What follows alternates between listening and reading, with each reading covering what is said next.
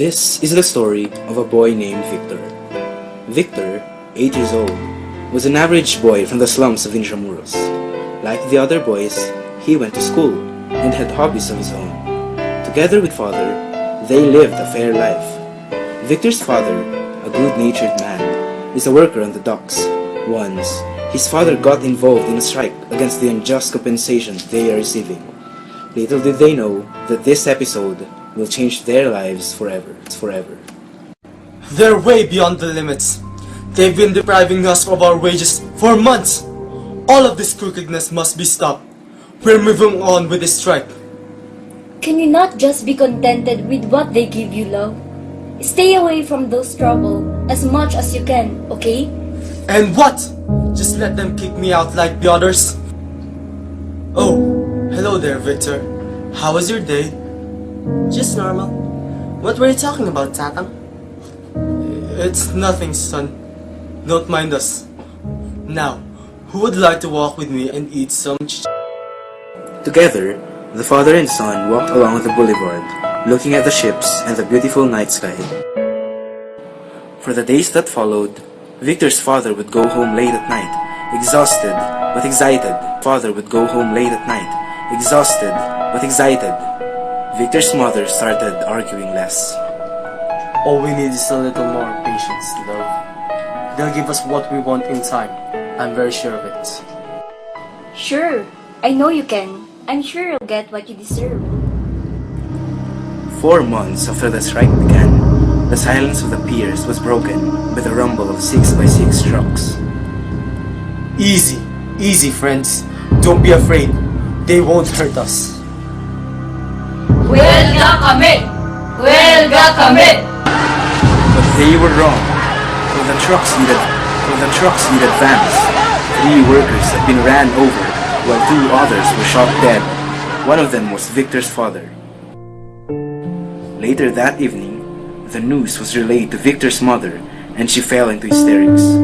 Victor, young poor Victor, cowered in the shadows. One evening, Victor's mother brought home a stranger and introduced the two to each other. Victor, he will be your new tatang. No, he's not. Victor was adamant and didn't want a stranger in their life. Hey, your son is rude. Just ditch him already. We'll live tomorrow and he'll be out of our lives forever. The next day, Mom, where are you? Mom! your mother went on a long vacation. For the meantime, she asked me to give you a job as a newspaper boy. When will she back, Uncle? Don't expect her return. She's as good as gone. Now I want you to report at the plant every night at 9 o'clock. You can sleep outside the offices and then wake up before 4 a.m. It's up to you to distribute the papers. Here are the addresses of some regular customers. I understand, Uncle. Thank you for this, sir. Victor did go to the office, but on his way there, he was greeted by newsboys in the dispatcher section. Our work here is rush. You've got to be listo. Got it? Yes, I understand. I'll be a good newsboy. No, you won't. From among the group, one of them stood out, and Victor didn't know that he was about to meet his would-be best friend. Come, smoke with me. But I don't smoke, and I don't know how. Just come and eat with me then. But I have no money. Sige, I'll pay for you. Aling pasing, lumpia at coke nga po. Here, take it. I'm Nasho, by the way. What was your name again? I'm Victor. Thanks for the food. I'm really hungry. So, you're the new boy. Just a piece of advice, be careful in the road. I got sideswept before. Anyhow, I'm now the fastest newsboy in Manila. Thanks for the advice. Nasho? Victor was grateful with his luck in finding such a fine friend. Later that evening, the first edition was distributed. The nighttime silence returned once more to the area. Victor settled himself on the pavement. He felt tired and sleepy. He thought about his father, his mother, and the stranger. Tio Pedring, and the day's events. Then sleep consumed him.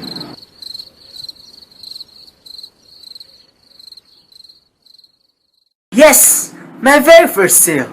Better get going. Victor moved on with selling and had only 3 unsold papers by the end of the day. Uncle, I'm sorry. I didn't sell them all. You are actually lucky. The others had much more on their first night. I'm glad. I'll go now, Tia. Hey, Victor! Oh, Nasho! How are you doing? Oh, I'm fine, alright. How did your first night go? I had 3 unsold papers. Is that bad? Tio Pedring told me I did good, but I doubt it. Are you crazy? You did great! I only sold 5 on my first. Want some cigarette? No thanks. Then care for some lumpia at Aling Pasing's kainan. I'll pay again. Of course! I'd like to eat. Nobody rejects libre. Libre is always delicious. The next day, when Victor was selling his newspapers, he was beaten by a group of street boys. He managed to flee from the terror, but left behind all his newspapers.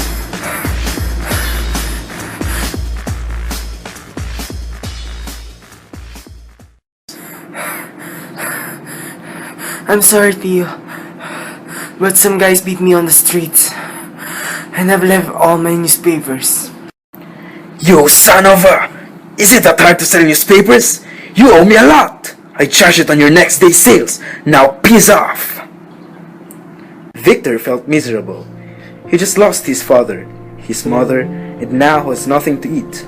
But every cloud has a silver lining, and for Victor, it was Nasho. Vic, how come you look sad? Some street boys beat me yesterday, and I left behind all my papers. Now, Tio Pedring was furious at me, and I don't know what to do. And why are you upset with that, kiddo? Is Tio Pedring so important to you that you'd cry over him? No, not really. This world is a killjoy, you know. But are you going to let the killjoy ruin the party? You can sit there and be sad, or you can eat with me, and I'll pay for you again. I'd rather eat your libre, of course. Care for some cigarette? No, I think I'll pass.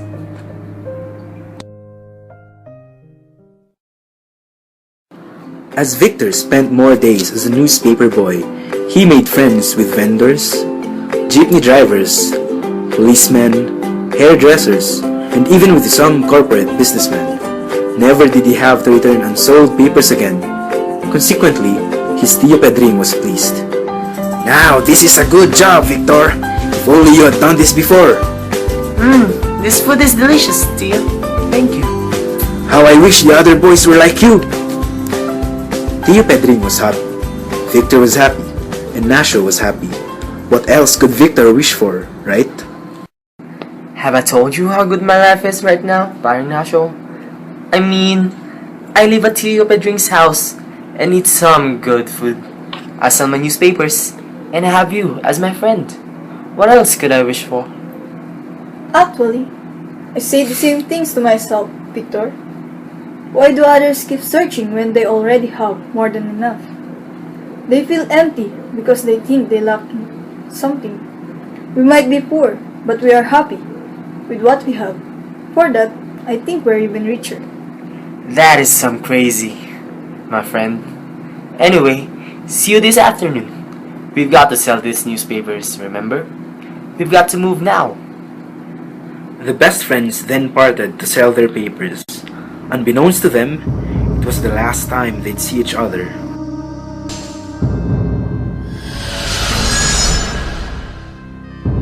Nasho met his death violently. He had been run over by a car while recklessly charging into the street to sell a paper. Victor grieved for his friend, and from that time on, he became even more taciturn and withdrawn. He avoided the boulevard by night, with its motionless ship and swaying trees, and stuck to the well-populated areas. The bar district in the southern part of the city began to attract him, and so he entered with his newspapers. You buy newspapers from me? Sir, sige na. Beat it, flip boy! Wait a minute, Sunny. Here, take it. It's yours. Have a grand time with it. Thank you, madam. Look at how much the lady gave me inside. Why aren't you like us? Why don't you smoke? Why don't you curse? Say! Alright, alright!